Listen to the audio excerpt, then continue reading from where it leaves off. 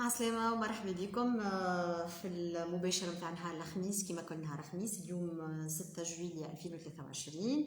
والحقيقة هذا ماهوش أول لايف. اليوم حاولت أنه يكون معنا لايف من مع سي عمري زواوي من سبيتلا باش نحكيو على اللي صار في سبيتلا، ولكن عملنا برشا محاولات وتقنيا الامور ما حبتش تمشي للاسف الشديد. على كل حال نتعداو للتور دو تابل كيما العاده. نحب نرحب بناديه اللي رجعت تجي بحذنا. مرحبا ناديه. بيك يا باشا، سي فري ما جيتش. مرحبا بيك. نتمنى انه صديقنا معز عطيه يلتحق بنا، خاطر اتصلت بيه برشا مرات ما نجمش تحصلوا عليه باش نقولوا له رانا باش نبداو اللايف تور دو تابل. على كل حال احنا نبداو، وتو كان فاق بينا توا يطلب هو المشاركه في اللايف ويلتحق بنا. معز انا نستناو فيك. دونك نادي احنا va switcher vers le français comme d'habitude. Comme ça, ça n'a pas changé. Alors, tu vois qu'on commence par ce qui se passe en France. En France, oui. Alors, en France, depuis quelques jours, depuis 6 jours, si ce n'est plus,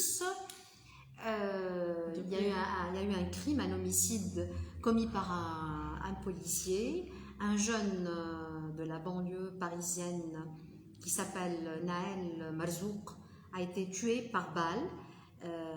Il a été tué par un policier, comme j'ai dit. Deux policiers l'ont interpellé, ont arrêté sa voiture, et comme il a fait un refus d'obtempérer, enfin selon la version policière bien sûr, selon la version de la police, parce qu'il y a une autre version qui est donnée par son accompagnateur dans la voiture, son copain. Alors les policiers ont dit qu'il a refusé d'obtempérer, et comme il y a un article de loi qui leur permet de tirer à balles réelles malheureusement sur les personnes qui refusent d'obtempérer, c'est ce que le policier a fait. Il a tiré la balle directement en face, et je crois que le jeune l'a eu dans un endroit très sensible. Ça a été mortel. On vient de l'enterrer il y a 2 jours je crois.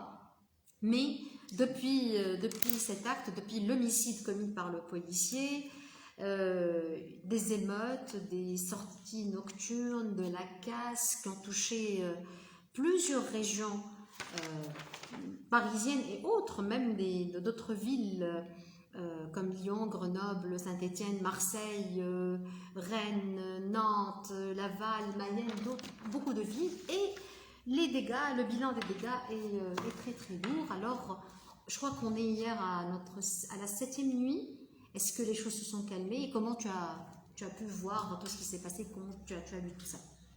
Alors, d'après ce que j'ai suivi tout au long de la semaine, depuis le 27 juin 2023, la situation en France est alarmante. Depuis le décès du jeune homme, Naël, âgé de 17 ans, en fait, ce qu'on peut déduire, c'est qu'il y a une société française qui est divisée, en fait, pour ce qui s'est passé entre la classe politique et la question, de là à la question que plusieurs observateurs se posent. Est-ce que cette montée de violence va entraîner des conséquences, notamment, là on parle sur le plan politique, notamment la montée de l'extrême droite. Mais elle est déjà montée. Mais là, la réponse à cette question, c'est que sera définie aux prochaines élections en 2027, on verra d'ici là. Mais une affaire de violence policière qui rappelle aussi une autre tragédie, ce qui s'est passé aussi aux États-Unis, notamment celle de George Floyd, qui a été étouffé sous les genoux d'un policier aux États-Unis en 2020. En conclusion, en fait, le malaise de banlieue demeure à ce jour un sujet tabou qui aurait dû être débattu il y a plus de 30 ans, et une pilule amère que les Français aient encore mal à avaler. Et puis un dernier point concernant la violence, quand on enregistre au niveau de l'heure au bilan, on parle de 12 000, là ce que j'ai lu sur France 24, il y a 12 031 véhicules incendiés, 2508 bâtiments incendiés, dont 105 mairies ont été incendiées, 168 d'écoles ont fait l'objet d'attaques. Tout cela nous amène à dire qu'il n'y a pas une intégration aussi parfaite entre les migrants des générations et les Français. Et là, il y a un gap, intergénérationnel entre les deux communautés.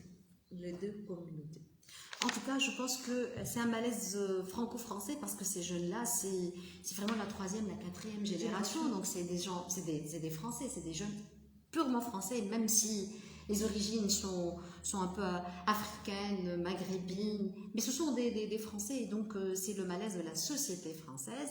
De toute façon, le malaise ne s'en tient pas à la société française uniquement, puisque en Tunisie aussi, depuis quelques jours, aussi, on vit une situation insoutenable à Sfax entre une partie des habitants et les migrants subsahariens. Je crois que tu as suivi, tout comme moi, les images, les vidéos, les réactions, les actions, tout ce qui a eu lieu. Et je pense que ce qui se passe est vraiment très, très, très inquiétant.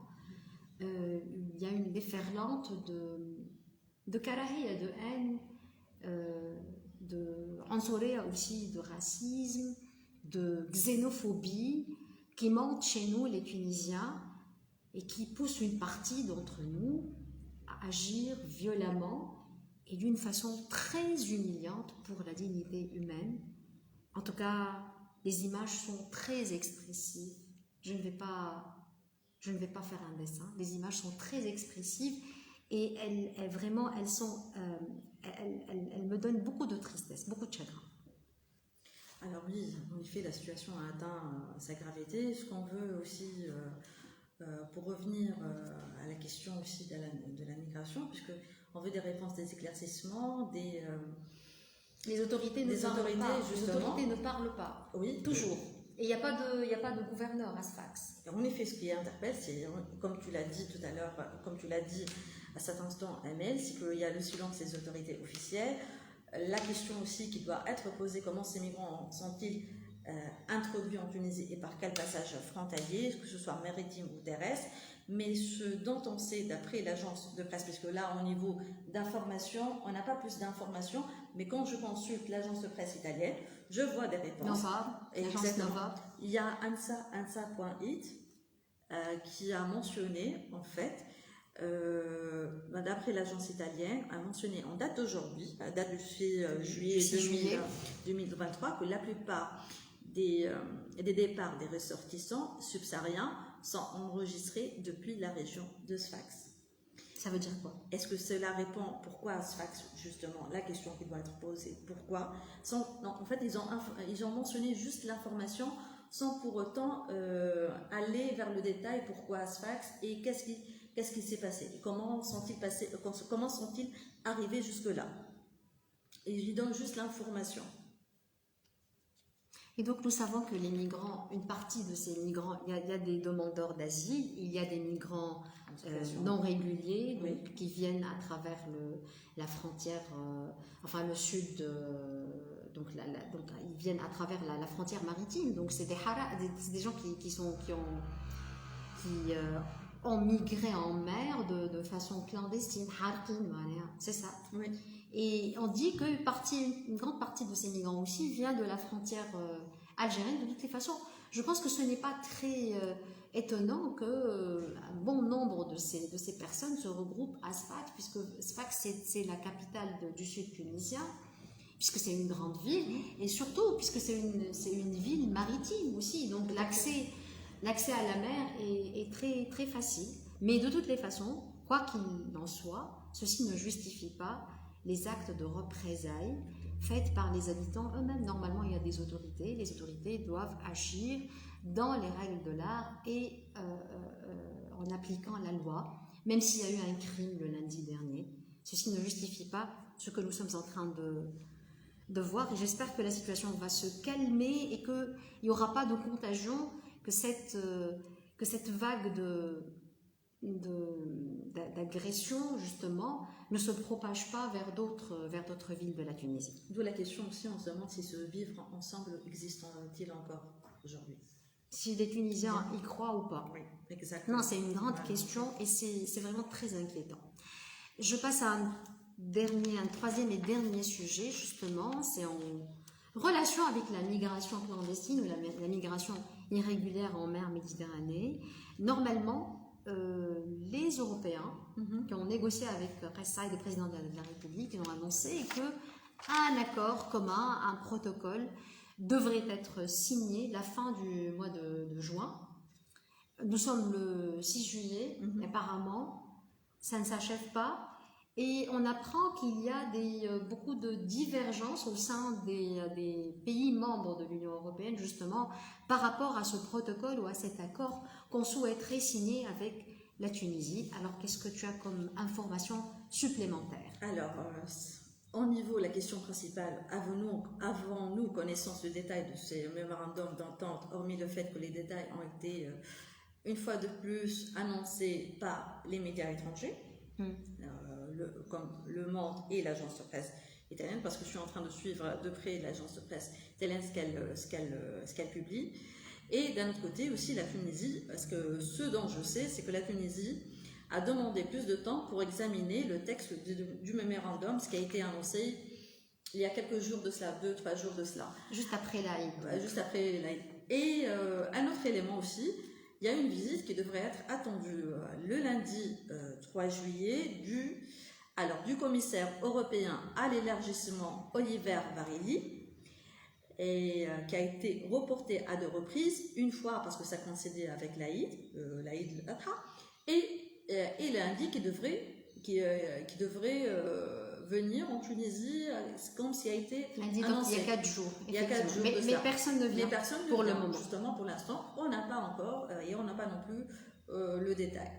Est-ce que ceci est annonciateur d'un échec de ce mémorandum, échec de signature de ce mémorandum, de ce protocole avec la Tunisie? Regardons aussi de l'autre côté les propos du président Kais Saïed, qui s'est prononcé il y a 2 jours, justement au ministère de l'Intérieur. Il a rendu visite au ministère de l'Intérieur et il a encore une fois insisté sur le fait que la Tunisie n'acceptera pas de diktat, pas d'instruction et ne sera pas la police de la mer.